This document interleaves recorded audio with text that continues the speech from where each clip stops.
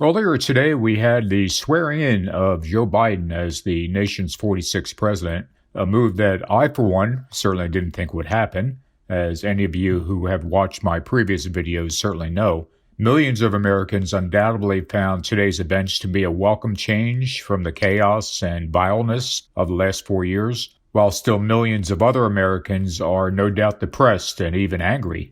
So with those things in mind, here are my 5 takeaways from today.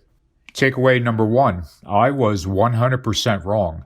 In just about every one of my videos over the past year, I specifically said that Trump was going to be reelected one way or the other, and that his reelection to a second term would be another step toward him eventually ruling the world as the Antichrist. In fact, I not only stated in my videos that Trump would win a second term, but I commented numerous times that I thought he might end up serving 3 or perhaps even 4 terms because term limits would be eliminated. But that didn't happen, and clearly I was 100% wrong, and I sincerely regret saying that he would win a second term, as I fear that anyone who took my words to heart will now be a bit disillusioned after what happened today, and possibly even disregard any future warnings about Trump. I certainly never claimed to be a prophet, as my videos are obviously designed to offer my own personal interpretations of what is to happen in these last days, but it is important to own up to one's mistakes, and I certainly was wrong about this election. My saying that Trump would win a second term was based on a major mistake I made, and in a moment I'll explain what that mistake was and why I will endeavor to not make that same mistake again.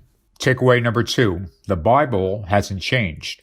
The Bible still has several specific character and personality traits that we are to look for in the Antichrist, and that hasn't changed because of the events of today. Descriptions of the Antichrist include that he will magnify himself in his own heart, that he will boast great things and have the mouth of a lion, that he will be a vile person, meaning that he will lack class and even simple human decency, that he will be so exceptionally dishonest that he's said to cast truth itself to the ground.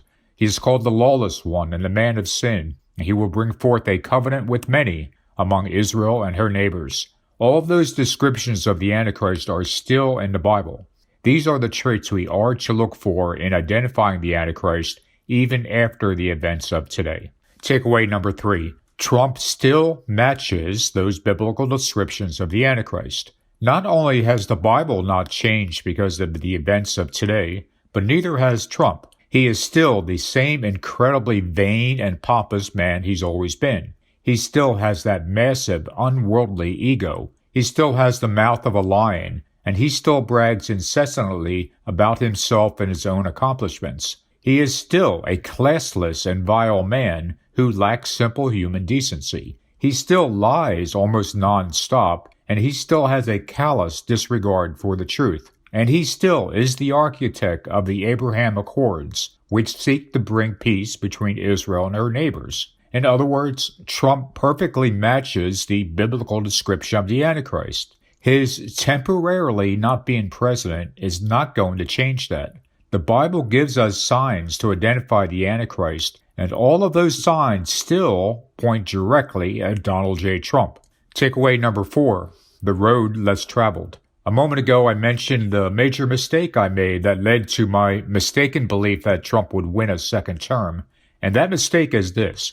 I incorrectly assumed that Trump would take a straight, linear path from first winning the presidency in 2016 to winning again in 2020 to gaining more and more power around the world to eventually sitting himself in the third temple and pronouncing himself as God. I mistakenly thought that Trump would take the quickest and easiest way from point A to point B, and that quickest way would be to remain president. I now see that Trump taking the road slightly less traveled will actually make his comeback all the more remarkable. I will not assume that Trump must take a certain road to eventually arrive at being the Antichrist.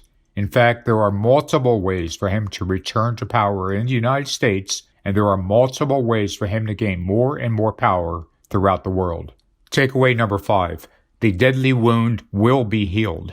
In my last video, I talked about how the Patriot Party is one strong possibility for Trump returning to power, And I base that on numerous remarks of Trump supporters who want to break away from the GOP and want Trump to lead them into a new party. Sure enough, just yesterday, the Wall Street Journal broke a story that Trump himself has suggested forming a new party and that he wants to name it the Patriot Party. My belief is that we will see Trump announce the formation of the Patriot Party with him as de facto leader, and we could see that announcement in just the next few weeks. Trump will find the road of his choosing to come back into power, and his politically deadly wound will be healed. We just have to pay attention to how that happens and to what direction he and his tens of millions of supporters follow.